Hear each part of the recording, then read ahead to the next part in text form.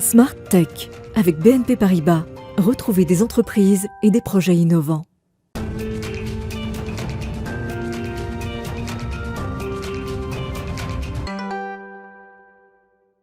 Bonjour à toutes et à tous, bienvenue dans Smart Tech, l'émission que vous regardez en direct sur la chaîne Bismart à 11h le matin.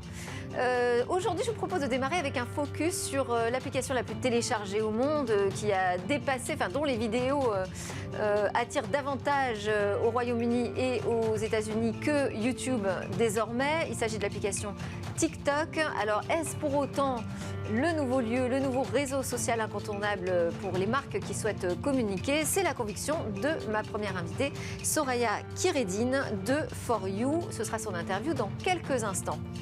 Et puis le cœur de cette émission sera dédié au débrief de l'ActuTech. On va notamment passer en revue les grandes tendances autour de la cybercriminalité grâce au Panocrime rendu public par le Clusif, qui est incontournable sur le sujet. On va aussi revenir sur le discours d'Emmanuel Macron devant le Parlement européen à propos du numérique, de la révolution numérique, second défi majeur du siècle. On va parler aussi des 25 licornes françaises, aussi de Activision, racheté par Microsoft, ou encore du patch du bug 2022 autour d'Exchange qui tarde à être appliqué. Et puis on retrouvera notre rendez-vous sur la diversité avec À l'amorçage. C'est un rendez-vous qui valorise les jeunes startups et entrepreneurs qui font souffler un vent nouveau sur la tech et le numérique. On conclura Smart Tech aujourd'hui par notre séquence Et demain, la découverte d'un drone rapace, aussi à l'aise que l'oiseau de proie perché sur son arbre. Mais tout de suite, donc, c'est l'heure de l'interview. On va parler de TikTok, incontournable ou pas pour les marques?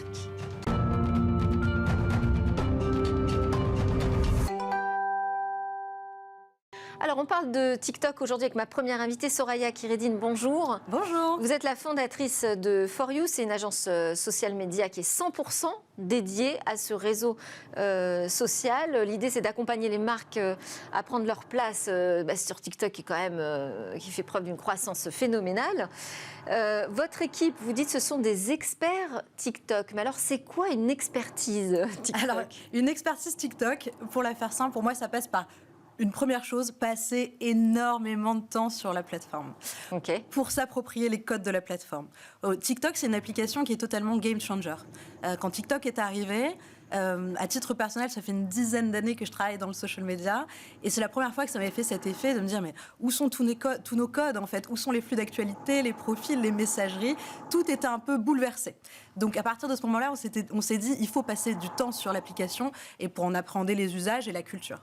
Alors, ça a été lancé en 2016, donc depuis, c'est quand même quelque chose aujourd'hui d'assez connu. Je disais, c'est l'application la plus téléchargée au monde. 1 milliard d'utilisateurs actifs en septembre 2021. Pourquoi, selon vous, ça cartonne TikTok ? Alors TikTok est entré par une niche, comme tous les réseaux sociaux. C'est important de le rappeler, que ce soit Facebook, YouTube ou Instagram. Chaque réseau social est rentré par une tranche d'âge et par une niche thématique. Facebook, c'était les étudiants, avec les campus de Stanford, Harvard et toutes les écoles de l'Ivy League. YouTube, c'était l'humour. Instagram, c'était la mode, le voyage. Et là, en fait, TikTok, ça a été la danse, les chorégraphies. Puisque, rappelons-le, anciennement, TikTok, c'est Musical.ly. Oui. Donc c'était cette application de lip-sync où on mimait des paroles et on dansait en même temps. Donc le succès, il est venu de là, et puis après, par capillarité, ça s'est étendu aux autres tranches d'âge et aux autres catégories. Après, une autre clé du succès, c'est évidemment la viralité dans l'usage, dans le scrolling et dans le partage.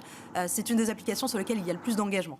Et alors, on le disait juste avant de prendre le direct, là, on disait c'est aussi un réseau social finalement où on voit la vraie vie. Enfin, c'est un regard un peu plus réaliste sur la vie de tout le monde. Tout à fait, vous avez raison. C'est aussi moins esthétisant qu'un Instagram. C'est également l'une des clés du succès.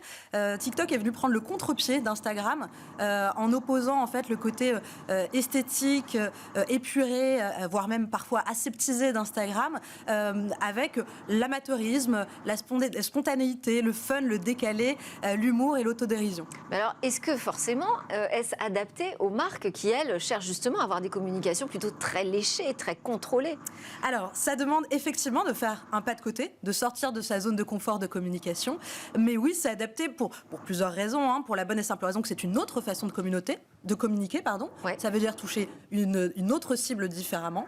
En fait, Alors, c'est peut-être un peu toujours les mêmes cibles, finalement, qu'on retrouve. Alors, Très très bonne remarque. En fait, quand on regarde les chiffres, en fait, il n'y a pas ce qu'on appelle d'overlap entre les audiences. Donc, une personne qui est sur TikTok n'est pas nécessairement sur Instagram et vice versa. Donc, in fine, même si les mêmes tranches d'âge sont présentes, ce ne sont pas les mêmes personnes. C'est-à-dire que ça prend tellement d'ampleur aujourd'hui, TikTok, qu'on imagine bien que ce sont aussi des gens qui vont aller voir des vidéos sur YouTube, aller voir des vidéos sur Facebook. Donc, je pense quand même qu'il y a des recoupements. Quelles sont les marques qui sont aujourd'hui les plus adaptées, je dirais, à la communication sur TikTok, selon vous? Alors, toutes les marques, à partir du moment où elles sont, dans un premier temps, B2C. C'est simple, aujourd'hui, toutes les tranches d'âge sont représentées sur la plateforme. TikTok a beaucoup su faire de son image de jeune, voire même jeuniste un peu, Oui. alors qu'en fait, les derniers chiffres de Kantar nous expliquent que 67% de la population des utilisateurs de TikTok ont plus de 25 ans. D'accord. Donc clairement, on n'est plus sur une application pour les enfants, ça n'est pas vrai. Donc à partir du moment où toutes les tranches d'âge sont représentées, tous les consommateurs sont représentés. Donc n'importe quelle marque B2C aujourd'hui a sa place sur TikTok. Alors j'allais vous poser la question, quel type de produits? Donc tous les produits, j'imagine, vous allez me dire, qui sont à destination du grand public directement? Clairement, oui.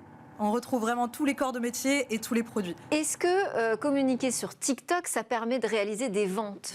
Est-ce que ça peut être, on peut imaginer que ce soit une meilleure façon de vendre son produit? Alors oui, et Comment est-ce qu'on peut le prouver, ça? Pour être tout à fait transparente avec vous, c'est la raison pour laquelle j'ai décidé de verticaliser mon activité et de proposer, de créer For You, cette agence spécialisée TikTok, puisqu'en mars de l'année dernière, Oui. on a fait un premier success case qui est présent sur le site de TikTok pour la marque Bourgeois Paris, où on a mis donc un pixel sur le site e-commerce de Bourgeois Paris, en isolant en fait cette action de communication et en coupant toutes les autres actions de communication pour être sûr en fait que les résultats de vente étaient vraiment liés à l'activité de TikTok. Et on a été très agréablement surpris. Sur 4 jours, on a fait plus 146% de CA, avec en bonus du drive to store en point de vente physique. Et ça, vous l'expliquez comment? Alors, sur cette campagne, je pense qu'on avait fait un choix stratégique du produit. On avait respecté les codes TikTok, à savoir, je peux vous expliquer rapidement la campagne. C'était pendant le 2e confinement. Et en tant que femme, en tant que jeune femme, on avait tous ce problème lorsqu'on portait du rouge à lèvres, comme vous et moi aujourd'hui, d'avoir en fait du rouge à lèvres sur le masque chirurgical, ce qui était ni classe, ni très, très hygiénique, ni très beau. Et du coup, en fait, on s'est dit, il nous faut en fait une encre à lèvres ou un rouge à lèvres sans transfert pour préempter en fait le côté un peu crash test de je vais mettre un masque et un rouge à lèvres très présent, très rouge, et ça ne va pas laisser de traces. On a réussi à trouver ce produit dans la gamme de produits Bourgeois et on a demandé à des influenceuses de faire le crash test de façon ludique, vraiment avec leur code, leur ligne éditoriale, et c'est parti en fait. La viralité a prise et puis les ventes ont grimpé en flèche. Et alors, est-ce qu'on sait comment fonctionne l'algorithme, ce qui va permettre de mettre plus ou moins en avant justement une campagne, un produit? Alors, l'algorithme, ce qu'on sait de l'algorithme, c'est qu'il marche de façon pyramidale, inversée. Donc, vous prenez une pyramide, un triangle, vous l'inversez. Donc, en fait, l'algorithme va proposer n'importe quel contenu, peu importe la taille de votre communauté, à un petit échantillon de personnes. Suivant la réaction de cet échantillon de personnes, donc si votre contenu est apprécié, liké, s'il engage, etc., vous allez passer le prochain palier. Et peu à peu, en fait, vous passez les paliers en fonction du succès de votre TikTok. Et c'est la raison pour laquelle, grâce à cet algorithme qui est baptisé For You, vous pouvez être propulsé en fait sur une scène devant des millions de téléspectateurs, alors même que vous avez que quelques dizaines ou quelques centaines d'abonnés. J'ai tendance à dire en fait que... Vous présentez For You comme un algorithme, c'est pas juste une agence de communication? Alors, For You, c'est le nom de l'agence, mais c'est également en fait le premier mot que vous voyez quand vous ouvrez l'application TikTok. Pas avec la même orthographe, mais c'est le cas. C'est ce qui nous a inspiré le nom, évidemment. D'accord, très bien. Voilà. Vous avez d'ailleurs, vous expérimentez TikTok, alors je ne sais pas si c'est au quotidien, mais vous avez votre propre chaîne en tant que coach bien-être, c'est ça? Tout à fait. Et j'ai regardé vos chiffres, vous avez 34,4 000 abonnés, 223 600 j'aime. Ça se situe comment, ça, sur l'échelle tiktokienne? Alors, ça se situe plutôt pas mal dans le giron des coachs bien-être, des coachs de développement personnel. Après, l'idée, c'est pas de se situer, mais vraiment de prendre du plaisir à utiliser la plateforme. C'était important pour moi, avant de me dire je vais conseiller des marques ou faire du conseil auprès d'autres agences sur la plateforme, de vraiment mettre les mains dans le cambouis et d'être une utilisatrice de la plateforme. C'est la raison pour laquelle je me suis lancée il y a 2 ans, je pense. Et la première semaine, donc sans audience, vous pourrez remonter dans le flux si vous voulez regarder. La première semaine, en fait, j'ai réussi à faire une vidéo qui fait 700 000 vues. Okay. Donc sans audience. Et là, donc en fait, j'ai pris la mesure de l'algorithme, du potentiel de l'algorithme de TikTok, et je me suis dit, mais si on peut faire ça. Et qui plus est, en bonus, je ne dansais pas, je ne chantais pas, et je n'étais pas dénudée. Donc c'était vraiment une vidéo sur la gratitude. Donc merci beaucoup Soraya Khiredine. Vous êtes donc la fondatrice de l'agence For You, convaincue qu'aujourd'hui les marques doivent passer par TikTok pour communiquer. C'est l'heure de notre débrief. On va maintenant discuter de cette actu tech qui agite notre secteur.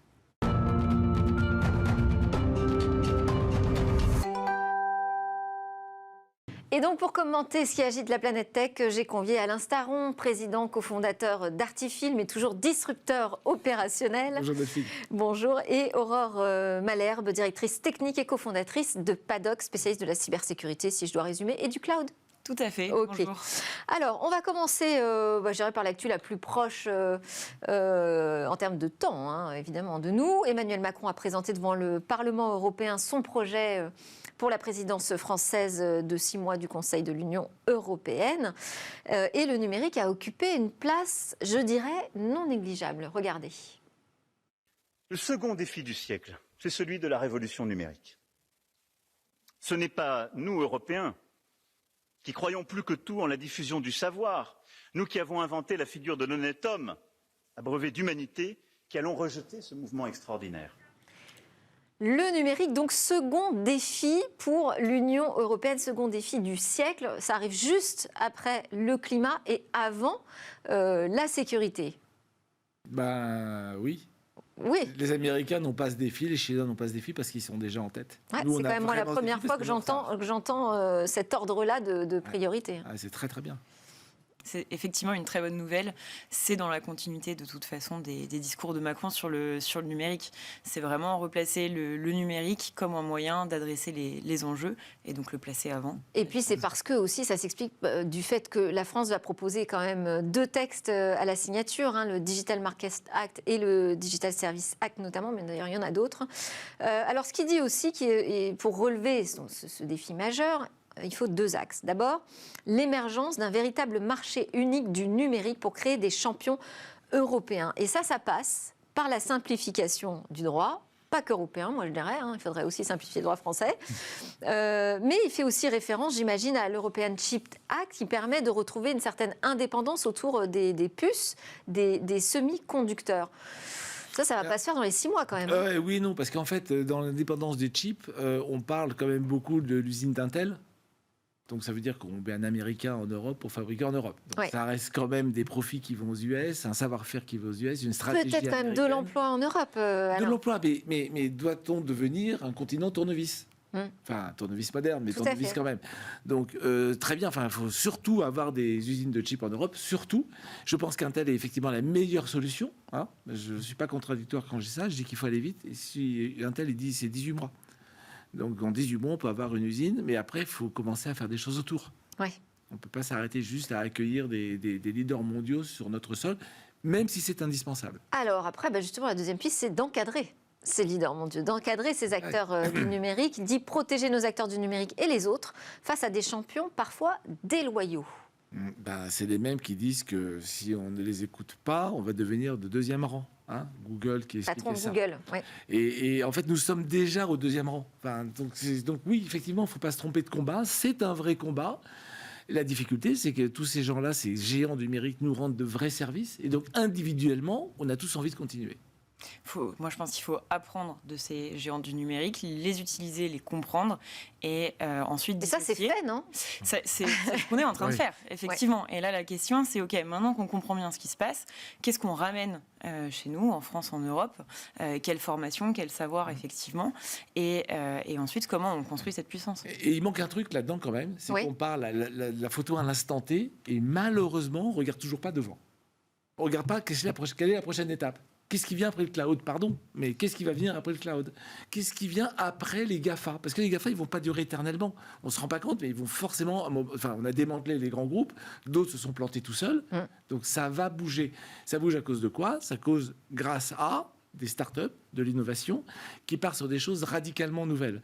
Donc si l'Europe n'encourage pas des innovations radicalement nouvelles, comme on ne les connaît pas, on ne peut d'ailleurs pas donner une feuille de route. Ouais. On peut juste dire, on aimerait par exemple une meilleure protection des données personnelles, sans dire qu'il faut un cloud souverain. Parce que quand on dit les deux, on se prend les pieds dans le tapis, on ne va pas y arriver. Donc, il faut arrêter de chercher à se battre sur des combats perdus. Emmanuel Macron dit lui-même, le cloud, c'est probablement perdu. Tout le monde n'est pas d'accord avec ça. Hein. On peut dire que, il y a plutôt des théories et d'ailleurs, je suis plutôt d'accord avec ça. Oui, il y a des batailles qui ont été perdues, mais enfin, on n'a pas perdu la guerre. Non, mais moi, j'ai envie de dire que le cloud n'est pas la solution d'avenir. Quand on produira tellement de données qu'on ne saura plus les stocker, il va bien falloir raisonner autrement. On va raisonner à l'edge. Et donc, qu'est-ce qu'on fait sur l'edge ? Ben voilà, ça, c'est un champ totalement ouvert. On a encore tous les moyens de se battre. Il faudrait simplement que nous, gouvernants, au lieu d'être obsédés par le cloud, se disent la prochaine étape, c'est l'edge. L'X plus blockchain plus. Qu'est-ce que je fais pour encourager les startups sur ce point-là ? Alors justement, on va enchaîner avec l'actu des startups. Vous vouliez dire quelque chose, Aurore, avant ? Non, c'est vrai qu'il y a un vrai sujet sur les deep tech, comment on encourage l'innovation, l'expertise, comment on encourage en fait l'échec finalement, parce qu'il y en aura, mais pour qu'ensuite on passe dans la hier dans Smart Tech, on faisait un talk sur le quantique, l'informatique quantique. On a encore besoin de fonds majeurs d'investissement sur ces deep tech, mais enfin ça bouge. Il y a eu 1,8 milliard annoncé quand même par le gouvernement sur ces technologies quantiques en France. En matière de start-up, là, doit-on s'en féliciter ou pas, j'en sais rien, mais ça y est, on est arrivé déjà à 25 licornes françaises en 2022, alors qu'on les attendait, l'objectif c'était 2025, on a 3 ans d'avance. Oui, alors après, félicitons-nous. Oui, déjà. Commençons par là. Ne pas bouder de son ne plaisir. soyons pas français. Première chose, c'est très très bien, c'est vraiment très bien. Après, une valorisation. Donc licorne, entreprise valorisée plus d'1 milliard. Qui ne vaut que parce qu'il y a au moins une personne qui a accepté que c'était cette valorisation-là. Ce qui ne veut pas dire du tout que plus tard, c'est ce que ça va donner dans la vraie vie. Sur les 25, il y en a certaines dont je tairai le nom, qui je ne vois pas perdurer si elles devaient s'introduire en bourse. Je ne les vois pas être capitalisées plus d'1 milliard. Mais bon, c'est mon avis personnel. À côté de ça... Alors après, d'ailleurs, en parlant d'introduction en bourse, ça me fait penser que quand même, dans ces 25 licornes, on trouve OVH Cloud.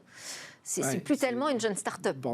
Oui, alors, à l'inverse, pas dans votre sens, il y a quand même 2 de ces licornes qui ont 3 ans d'existence. Donc, je me suis demandé comment en 3 ans on peut passer de je crée une boîte à je vaux 1 milliard. Mais parce qu'il y a licorne et licorne. Moi, je vous rejoins sur un point, c'est qu'en fait, il y a des licornes qui ont un vrai business model, qui ont un vrai client, qui ont une vraie envie. On pourrait en citer d'autres de manière positive. On a aussi des exemples négatifs, mais on les taira, c'est pas l'idée ici. Il y a des startups qui emploient des vrais gens, qui ont une vraie volonté que justement ce chiffre de 25 licornes, il ait un effet en France. On pense par exemple à Conto qui prévoit de quadrupler ses effectifs. Bon, il y a du concret, il y a du réel derrière. Conto qui fait partie des tout derniers, donc c'est une néobanque. Hein. Exactement. Le secteur de la fintech, pour le coup, est bien servi en matière de licorne. Et donc, il faut vraiment une vraie promesse, un vrai business, des vrais gens dans la vraie vie. Et effectivement, après, sur ces 25 licornes, on verra lesquels finalement survivront. À l'étape d'après, l'objectif, c'est de créer des géants du numérique. Parce que il ne suffit pas d'être une licorne. Il faut vraiment peser dans le monde du numérique. Aujourd'hui, il n'y a aucun nom, ne serait-ce qu'européen, je dirais, dans le domaine du numérique, qui peut se vanter d'avoir une aura internationale et du poids. Et je pense qu'il faut aller chercher là où il n'y a pas de concurrent bien établi ailleurs. Donc, Conto est limite. Oui. Parce qu'il y en a d'autres, peut-être dans l'industrie, parce que le dernier, c'est Exotech, robot industriel qui permet aux e-commerçants d'accélérer la préparation de commandes. Oui. Pourquoi pas ? Supermarché. Pourquoi pas ? Alors moi, je me suis intéressé aux 2 plus récentes, celles qui en 3 ans ont réussi à se valoriser 1 milliard. Et donc, c'est 2 exemples très, très différents. Vous avez Encore Store, qui fait de l'e-commerce en amont. C'est du B2B pur.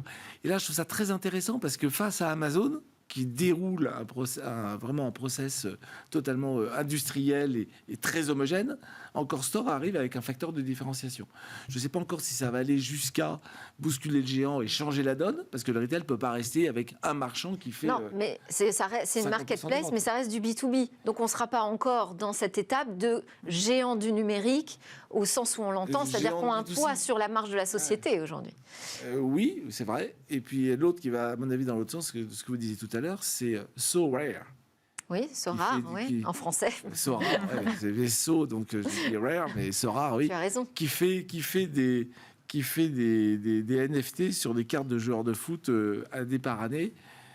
Waouh, j'ai vu que ça se vendait plusieurs centaines de milliers d'euros, l'équivalent en Bitcoin, et je ne comprends pas, honnêtement. Oui, mais alors, bon...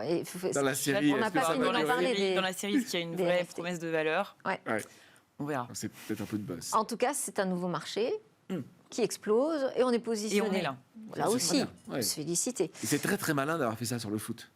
Oui. Et en plus, ils ont des deals avec toute l'Europe, enfin là où se passe Le foot. sport le plus populaire au monde. Donc c'est très très bien. Alors juste là, l'objectif de parvenir à 10 géants de la tech en Europe, c'est 2030. Ça va arriver vite. Je sais pas si C'est on en est compliqué parce capable. que GAFAM, ça fait 5 lettres, BATX, ça en fait 4. Je veux bien qu'on mette la barre plus haut, mais il faudrait déjà qu'on en ait au moins une, quoi. Je suis Et donc, d'accord. c'est-à-dire pour ça, il faut Passer trouver... à 10, ça typiquement, fait un grand saut. Sérieusement, quand Google s'est lancé, il faisait un moteur de recherche. Ouais. Et il a pris le contre-pied de page jaune. Donc j'ai des gens installés qu'on appelle des annuaristes. Et Google dit, je m'en fous, je fais un moteur de recherche libre. C'est devenu un géant. Facebook s'est dit, moi je vais faire un système pour gagner le concours de la Miss Harvard, je ne sais pas quelle fac il était. C'est devenu ce que c'est. Microsoft a fait 3 champions, on va en parler tout à l'heure. Voilà, donc, et Apple, Je propose qu'on en parle maintenant de Microsoft, on enchaîne. Donc Microsoft a annoncé le rachat d'Activision, c'est l'éditeur de Call of Duty ou encore de WoW, World of Warcraft, donc un géant dans le jeu vidéo qui ne se portait pas forcément très bien, mais enfin quand même, là aussi, ça a son importance. Le rachat s'élèverait à 69 milliards de dollars, ce qui est un montant record pour le secteur.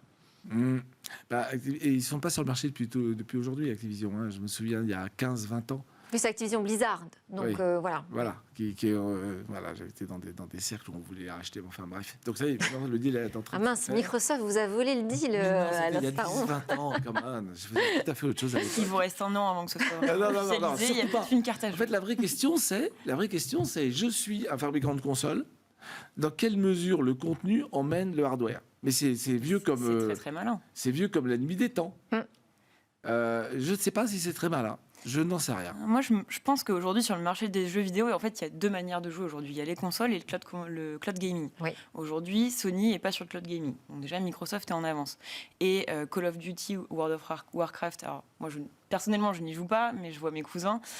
Aujourd'hui, ça fait partie des 10 jeux qui vous font choisir une console plutôt qu'une autre. Est-ce que Call of Duty ne va pas devenir distribué seulement sur Xbox ? Auquel cas, Microsoft gagne vraiment des points dans sa guerre contre Sony. D'ailleurs, J'étais dans ses exclusivités. L'action de Sony perd 12 points. Et Activision perd. Donc, Activision perd, c'est-à-dire que si vous limitez votre audience à une plateforme, vous dépeuplez. Mais Activision se fait racheter par Microsoft. Oui, non, mais d'accord, mais simplement, donc Microsoft est un business Activision de soft qui va gagner moins d'argent pour amplifier la partie hardware. Donc à un moment, je pense qu'il faut qu'ils fassent un choix comme tout le monde. Ils sont dans une logique d'intégration verticale. Bien, ils font la console. Manque de peau, la console se fait doubler par en bas. Les Nvidia qui commencent à se lancer directement en cloud gaming. Donc si la carte qui est dans la console est directement accessible dans le cloud, ça commence à poser une question. Donc après, au-dessus, effectivement, le truc classique, c'est je prends du contenu, comme ça je vais vendre. Mais moi, je me souviens dans la télé, à la fin, on avait coupé le foot en deux. Il y avait la moitié c'était TPS, la moitié chez Canal. Les gens étaient paumés. Parce que vous ne pouvez pas avoir 100% des jeux qui vont bien. Il faut quoi? Il faut 2 consoles chez vous? Non, mais si vous avez 80% des jeux qui vont bien... 80%, ça veut dire que vous avez tué tous les autres. Est-ce que c'est vraiment ça qu'il faut envisager? Ou alors, en tout cas, à mon avis, ça fait partie des idées. Mais... Dans un truc qui peut pivoter, moi, je verrais bien Microsoft, non, mais je parle tout seul, mais se dire, si l'avenir, c'est le contenu, je fais une commodité de ma plateforme et je deviens le champion du contenu, mais je le mets partout. Donc, je change mon... La place de marché. On revient à la place de marché. Il y a une stratégie assez double. Bon, on va laisser Microsoft faire monter sa stratégie et voir on en reparlera. Ce qu'il va faire avec cette pépite. C'est quand même une pépite Activision Blizzard. On enchaîne avec le Panocrime. Panocrime, c'est un rapport annuel qui est publié par le CLUSIF. C'est un référent en France sur la cybersécurité, le CLUSIF. Et donc chaque année, il nous donne un peu son regard sur ce qui s'est passé l'année précédente, avec beaucoup de pertinence et beaucoup de hauteur aussi. Bon, c'est sans surprise qu'on découvre que les attaques sont permanente. 93% des sociétés françaises se sont fait attaquer en 2021. C'est quand même un chiffre qui est énorme. Phénoménal. On découvre aussi que les cyberattaques contre les hôpitaux ont été très importantes. Il y a une carte de France qui est assez parlante pour ça. Plus de la moitié, moi c'est ça qui m'a étonnée, plus de la moitié des victimes sont des fournisseurs d'infrastructures essentielles. En deuxième semestre 2021, il y a 500 millions d'euros qui ont été versés en rançon, justement, parce que en fait, l'attaque la plus courante et la plus facile, c'est un ransomware. C'est un logiciel qui va bloquer vos données. C'est comme si quelqu'un venait chez vous, mettait un cadenas sur votre coffre-fort et vous disait, pour avoir le code, donne-moi 10 millions. Donc, il y a un moment, on donne 10 millions. Et en fait, les infrastructures essentielles, c'est les services qui vont être amenés à payer ces rançons, parce qu'aujourd'hui, si un hôpital est bloqué pendant 24 heures, l'impact, il est direct, il est énorme, il est sociétal. Donc, je ne dis pas que ces hôpitaux ont forcément versé des rançons immédiatement, mais c'est pas étonnant. On peut l'imaginer. Alors déjà, effectivement, les ransomware ou les rançongiciels, c'est la menace numéro 1 en 2021. Ça pourrait sans doute continuer. Mais ce qu'on découvre, c'est que 65% des entreprises paient les rançons et que la France est l'un des pays qui paye le plus. Enfin, le plus fréquemment. Pas en montant, mais le plus fréquemment. Le plus fréquemment en nombre d'attaques, effectivement. Mais je pense aujourd'hui en France, on a un retard sur... Il y a des pays où c'est interdit de payer les rançons. C'est vrai. Après, hôpitaux qui ne fonctionnent pas, faut pas qu'on dise ça, parce qu'on encourage les pirates. Si on dit qu'en France, on paye les rançons, tous ceux qui nous écoutent, justement, j'espère qu'il n'y a pas de pirates. Il faut le dire, il faut le dire, parce qu'il faut mobiliser aussi le politique, le juridique, toutes les institutions pour réagir par rapport à ça. Exactement, il faut mobiliser la formation. Il y a une autre info dans ce rapport qui dit qu'en fait, les attaques, elles touchent jamais directement l'entreprise visée, elles attaquent toujours un fournisseur. Par exemple, si je veux attaquer une chaîne de supermarché, je ne vais pas m'attaquer directement à cette chaîne-là. Cette chaîne-là, elle a un service IT compétent, elle a un RSSI, etc. Oui. Par contre, je vais m'attaquer au fabricant de frigos connectés qui, lui, est une petite PME et lui est en train de développer son business. Il y a eu un plan France Relance qui a été lancé par le gouvernement il y a quelques mois avec 136 millions d'euros dédiés à la sécurité des PME. Et je pense que l'enjeu ici est crucial parce que nos grosses structures, elles savent y faire, elles savent se défendre. Ça y est, elles ont atteint une certaine maturité sur la cyberprotection. Ouais. Mais c'est toutes les PME qui, sans le vouloir et avec toute la bonne volonté, vont être les maillons faibles de la chaîne. Et ces attaques à rebond, il y a eu comme exemple rappelé SolarWinds notamment, qui a fait pas mal de dégâts. En l'occurrence, c'était une façon d'espionner les grandes entreprises, pas qu'américaines. Il y a Jacksonville aux US, quoi, où le gars qui gère l'usine d'eau potable a vu le curseur se déplacer sur son écran et faire x100 sur le déversement de soude dans l'eau potable. Une petite sueur, j'imagine, sur... Là, l'hôpital, ça touche les gens malades. L'eau potable, ça va nous toucher tous d'un coup, d'un seul. Donc, quand on parle d'opérateurs d'intérêt vital, là, il y a du boulot. Je disais, année de prise de conscience. On a aussi vu qu'aux États-Unis, il y avait vraiment des réponses qui s'étaient mises en place, presque une automatisation de process en cas de ransomware. Alors en Europe, là, on est sur des réponses très diverses et variées. Ça, c'est un souci aujourd'hui. On a un vrai sujet de formation. Qu'est-ce qu'il faudrait faire, Ormalia, parce que là, on est vraiment dans votre domaine de compétences. Qu'est-ce qu'il faudrait faire aujourd'hui en Europe pour avoir une réponse solide face aux cyberattaques ? Je pense qu'il y a un sujet, aujourd'hui, c'est un sujet dont on parle, la cybersécurité. Finalement, avant le Covid, avant l'arrivée du confinement et le passage au cloud, c'était pas un sujet qui était évoqué. Les RSSI nous disaient toujours, de toute façon, moi, j'ai pas de budget. Aujourd'hui, le budget, il est débloqué. Les RSSI commencent effectivement à avoir des moyens. Donc, on a déjà passé la première étape. Et la deuxième étape, ça va être de la formation, de la sensibilisation, avoir des entreprises qui ont finalement une vraie réponse et pour tous les enjeux. Par exemple, on sait très bien maintenant sécuriser des data centers on-premise, des serveurs qu'on détient. Le cloud, c'est nouveau pour tout le monde, donc c'est aussi nouveau pour les RSSI. Et il y a vraiment un enjeu, un marché en fait de la sécurité dans le cloud et décentralisé à couvrir. C'est marrant parce que tous les grands fournisseurs de cloud disent le contraire, disent que on-prem, c'est pas sécurisé. Mais bien sûr. Donc c'est pas vrai. En fait, c'est vrai et pas vrai. L'on-prem, c'est sécurisé. Pourquoi le cloud, c'est moins sécurisé ? C'est que les personnes aujourd'hui qui utilisaient le cloud utilisaient de l'on-prem avant. Donc en fait, elles passent dans des nouveaux paradigmes et a priori, ne savent pas gérer la sécurité dans ces nouveaux paradigmes-là. Moi, je pense que le cloud est plus sécurisé que l'on-prem, mais il faut savoir le faire. Alors, on termine avec des vulnérabilités qui touchent Exchange depuis le passage à l'année 2022. On avait beaucoup d'appréhension sur le passage à l'année 2000. Bon, finalement, c'est 2022 qui pose problème. Expliquez-nous déjà de quoi il s'agit. Pourquoi est-ce qu'il y a un bug dans Exchange, qui est un serveur de messagerie utilisé en entreprise? Exactement. Donc, le bug dans Exchange, il est finalement assez basique. Le programme, pour s'exécuter, pour envoyer un mail, il va utiliser de la mémoire. Donc, en fait, il a imaginé une étagère avec des petites boîtes, et puis il met des informations dans les petites boîtes, et puis il les vide, et il s'exécute comme ça. Et en fait, il y a une petite boîte où la date du mail est stockée. Et cette boîte-là, elle a une taille finie. Et en fait, depuis le 1er janvier 2022, la taille de la date en question est trop grosse pour la boîte. Donc, elle ne rentre pas dans la boîte. Le programme ne sait pas quoi faire, il plante. Et du coup, les mails ne s'envoient plus. Donc, finalement, le bug est très simple. En informatique, les dates... dire, pour le corriger, ça ne semble pas très compliqué non plus. Ça ne semble pas très compliqué. Il faut changer la taille de la boîte, basiquement. Aujourd'hui, elle fait 32. Il faut la passer en 64. Donc, c'est pas compliqué, mais... Et alors, pourquoi on est toujours en kilosé là, dans ce bug 2022 ? Parce que c'est un patch à déployer. Donc là, en fait, tous les administrateurs système de toutes les entreprises qui utilisent Exchange doivent aller sur chaque serveur où Exchange est installé, runner un script qui va mettre à jour le programme. Donc, on imagine que Exchange 2022 va rapidement sortir pour corriger tout ça. Mais aujourd'hui, la correction est manuelle. Et elle consiste simplement à repousser la date en arrière. Elle 1er janvier en décembre, c'est ça? Ce serait pas mal, mais on risque d'avoir le même problème dans un mois. Non, mais c'est à court terme. Pour le coup, à court terme, l'idée est vraiment... C'est assez facile, finalement, d'augmenter la taille de cette boîte-là. Donc, c'est d'arrêter le programme, de remplacer, entre guillemets, l'étagère et puis de redémarrer le programme. Alors, bon, c'est pas juste un problème de bug, hein, ça pose un vrai problème de cybersécurité aussi, hein, puisque ça permettrait d'extraire des mails d'entreprise, d'exécuter des codes malveillants, avec en plus des privilèges assez élevés. C'est ce qui se dit. Moi, comme toute attaque, j'attends de voir vraiment les effets réels. Aujourd'hui, le bug est assez simple. A priori, les mails restent stockés en local et se dépilent ensuite. J'émets des réserves sur vraiment le fait que ce soit une faille incroyable derrière. Merci beaucoup Alain Staron, président cofondateur d'Artfil, et Aurore Malherbe, directrice technique et cofondatrice de Paddock, pour vos commentaires sur l'actualité. On n'a pas eu le temps de parler d'ailleurs de Twitter France, mais ça y est, la décision est tombée. Il devra détailler les moyens de lutte contre la haine en ligne qu'il met en place enfin. Juste après la pause, on se retrouve pour parler de Kunto, la Lucarne, qui sont deux start-up à l'amorçage.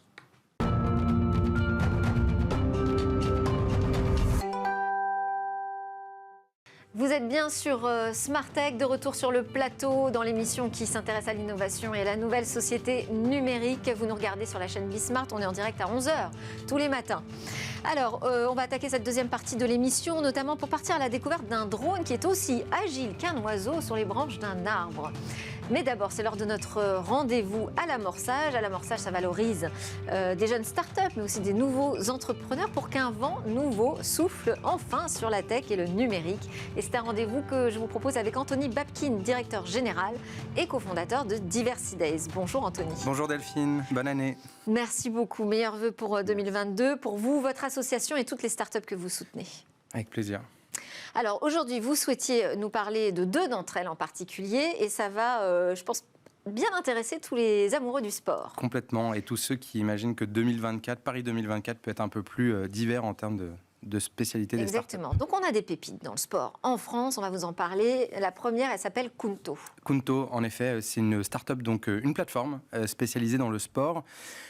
Mais la particularité, c'est qu'ils ont voulu rendre accessible le sport aux personnes en situation de handicap ou de motricité. Donc il y a tout un tas de programmes qui permettent aux personnes en situation de handicap de pouvoir faire des activités sportives, suivre leur nutrition, plein de choses. Et donc c'est un peu une première en France sur ces sujets-là. Donc ils sortent du lot, et j'invite tout le monde à découvrir Kunto avec un K-U-N-T-O comme écrit à l'écran. Et alors, qui est à l'origine de cette initiative ? Alors, c'est 3 jeunes entrepreneurs. Moi, j'ai eu la chance de les découvrir dans le cadre du programme Diversité, ce qu'on a fait à Évry, et ils raflent tout. Ils sont ambitieux, ils sont jeunes, ils sont bosseurs.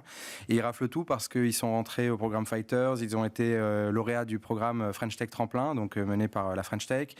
Ils rentrent tout juste aussi dans Paris Senko, l'incubateur, une partie de l'incubateur spécialisé sur les situations de handicap. Donc là, en ce moment, c'est la start-up qu'il faut aller regarder. Paris Senko, c'est spécialisé dans la santé, plus largement. Il y a plein de typologies d'incubateurs chez Paris Senko, et celui-là il y en a un spécifique sur le handicap. Oui, il s'appelle Access Hub, un truc comme ça. Okay. Et donc, ils l'ont rejoint aussi. Donc, ils raflent tous. Et eux ont un lien avec le handicap, justement? C'est une situation plus propre à leurs proches, en fait, qui les a incités à créer ça, un déclic finalement, et en se disant il faut que l'on fasse en sorte que tout le monde puisse avoir accès au sport. C'est d'ailleurs leur ambition, hein, rendre le sport accessible à tous. Aujourd'hui, on le sait, une personne en situation de handicap, elle peut avoir peut-être plus de difficultés à trouver les bons mouvements, faire du sport en collectif. Si on a un problème de motricité, on n'a pas toujours l'occasion d'avoir un sport adapté. Donc, pouvoir prendre ça en main et avoir finalement plus de prétexte aussi, hein, parce qu'on est tous pareils, hein, le sport, la rentrée, il faut s'y remettre. Donc, cette appli fait vraiment le travail. Super. Et alors, le stade, parce que ça s'appelle À l'amorçage, oui. cette chronique que vous nous offrez.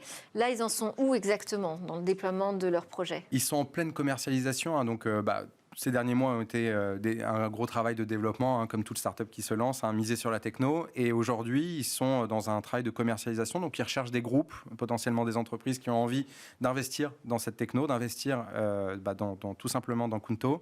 Et ensuite, leur objectif d'ici 2023, c'est commercialiser en B2C, évidemment toucher le cœur de cible. Et in fine, compter dans Paris 2024. Donc, ça veut dire milieu 2023, s'imposer comme un acteur de référence sur ce sujet. Et lever des fonds.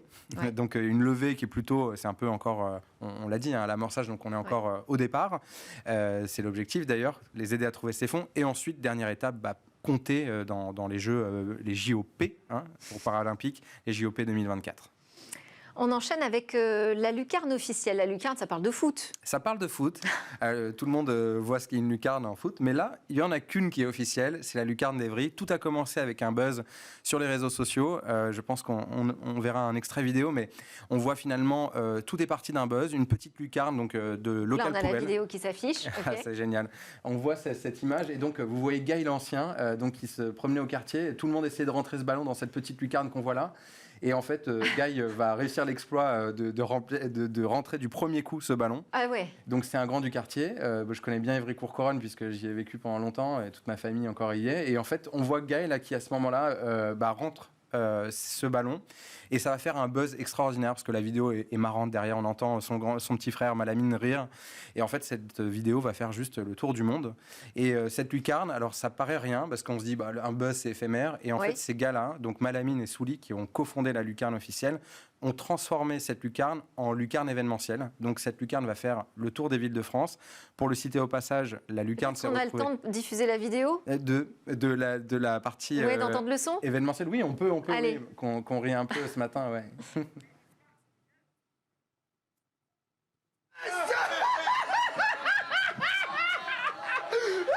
Vous voyez l'attitude de fierté de l'ancien. Trop facile. La fausse modestie, comment...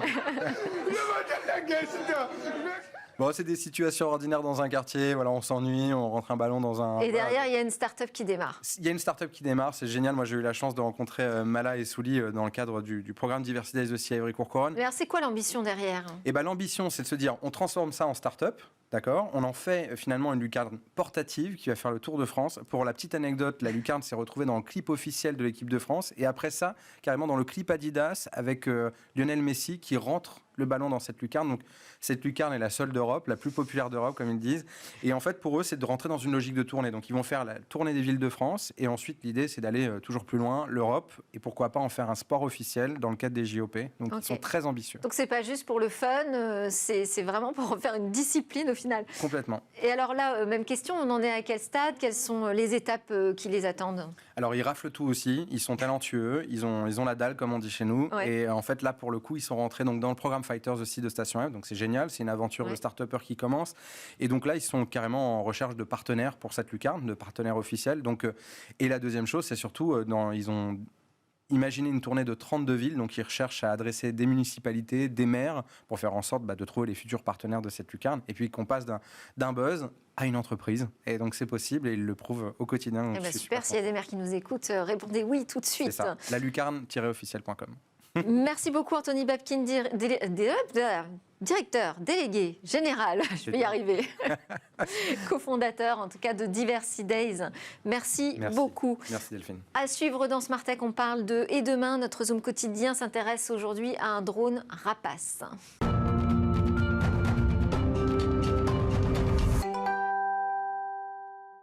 Alors, je suis désormais avec Cécilia Sévry qui va nous présenter un drone aux allures d'oiseau. Bah oui, effectivement, imaginez un drone qui pourrait se poser sur une branche, comme un oiseau naturel. C'est une innovation donc, que je vous présente. En fait, une équipe a décidé de s'investir sur un petit drone assez simple, un drone quadricoptère, donc avec 4 rotors plutôt légers, et donc d'y ajouter des pattes de rapace. Donc c'est assez impressionnant. Ils se sont inspirés du faucon pèlerin.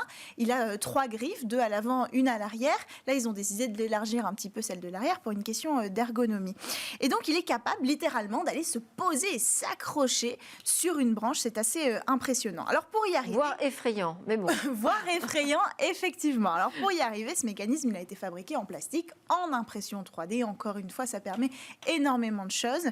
Il a fallu d'abord recréer le mouvement des pattes qui se replient comme ça. Donc pour ça, ils ont utilisé des mécanismes de moteur et de câbles électriques qui servent de tendons, en fait, qui remplacent les tendons et les muscles. Et ça marche tellement bien que les serres sont capables de se refermer en seulement 20 millisecondes. C'est quasiment un mouvement naturel. En fait, dès l'instant que les serres entrent en contact avec une branche, elles se referment aussitôt. Cette rapidité, elle va permettre, comme dans la nature, d'absorber la force au moment de l'atterrissage, la force d'impact, cette énergie cinétique qui va être créée, ça va permettre de l'absorber.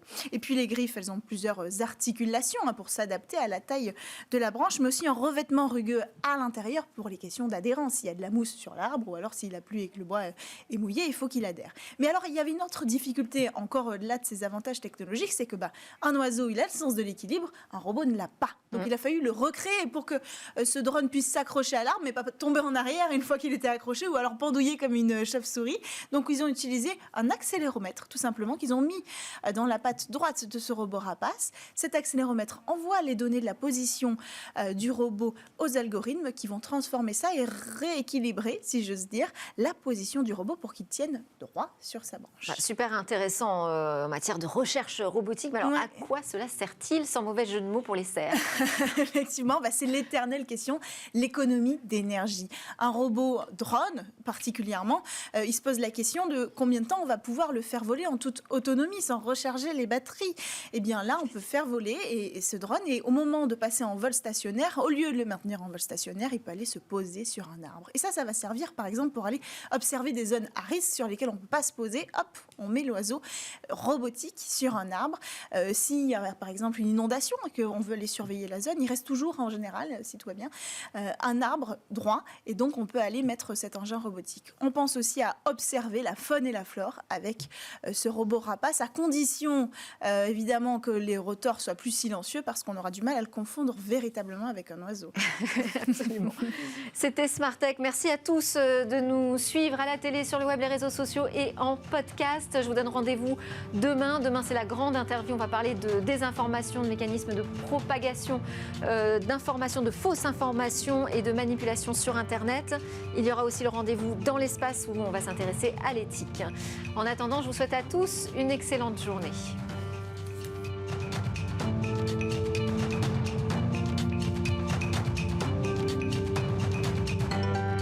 Smart Tech avec BNP Paribas. Retrouvez des entreprises et des projets innovants.